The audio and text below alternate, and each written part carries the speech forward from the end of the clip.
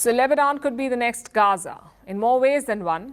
We've talked about the tunnel cities of Gaza. Well, such cities also exist under Lebanon, especially southern Lebanon. Hamas built the tunnels in Gaza and Hezbollah built the tunnels in Lebanon. It balances the military equation.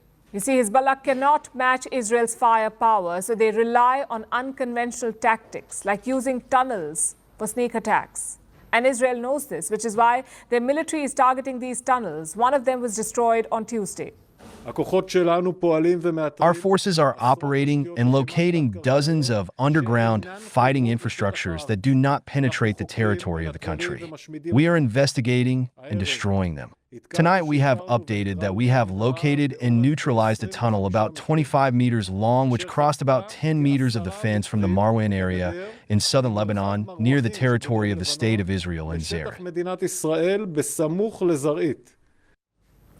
A cross-border tunnel. It starts from Marwahin in southern Lebanon and ends in Israel's Zarit.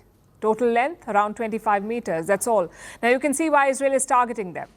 These tunnels allow Hezbollah to sneak into Israel, perhaps carry out surprise attacks. That's what Hamas did on October 7th. They used the tunnels to sneak in undetected from Gaza. So Israel says we must prevent a repeat. Which got us thinking, how big is this tunnel network? Who built it and can Israel really destroy it? Well, the network is quite large. Reports say hundreds of kilometers long. Don't think of them as your normal city tunnels. They're more complicated.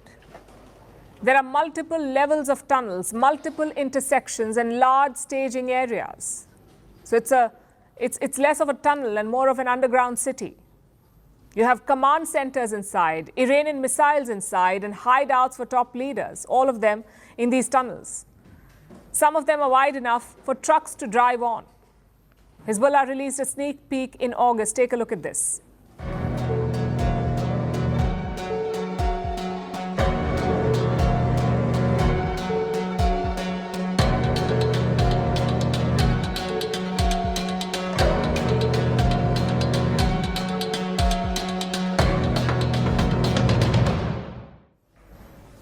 Most of these tunnels are in southern Lebanon, like we said, which is Hezbollah's stronghold. It allows them to be close to their main enemy, Israel. But these are the new tunnels. The old ones are more basic, barely wide enough for fighters to walk through. And what do they look like? Well, let me introduce the Hezbollah Museum, and I promise I'm not making this up. In the year 2010, Hezbollah launched a tourist attraction center. One of the items on display was this tunnel. It's around 200 meters long. The old ones date back to the 1980s. Hezbollah constructed them with help from an unlikely partner, North Korea. The Koreans had dug tunnels during the Korean War of 1950. It protected them from US bombing. That expertise was passed on to Hezbollah. Thus, the first round of digging began. It gained momentum after the 2006 war with Israel. That's when Iran ramped up assistance and special companies were set up for construction purposes. Now, the old tunnels were mainly meant for fighters. They could rest and evade capture.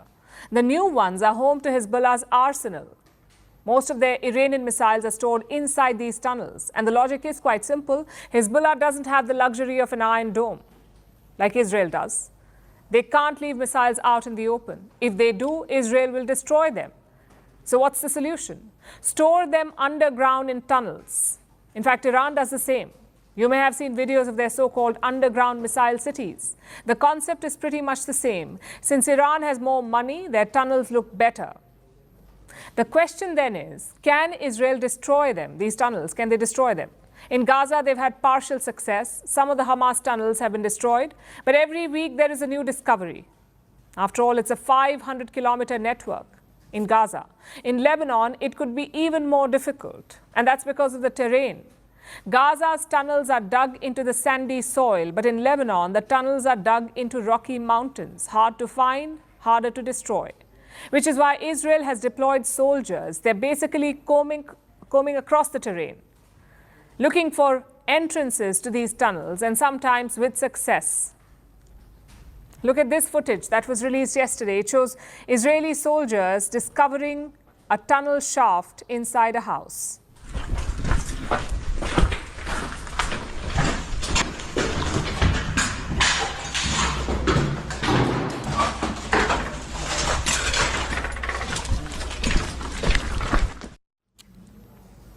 Tunnel warfare is not new. It emerged in the 9th century BC. In modern times, it's been used to great effect. In Vietnam, the communists used tunnels to beat the Americans. In Korea, too, tunnels again kept the Americans at bay.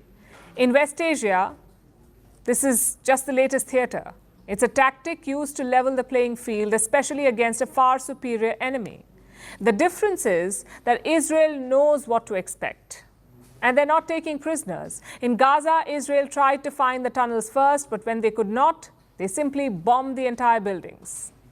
Will they do the same in Lebanon? The indications are it could be worse. First Post decodes the U.S. election.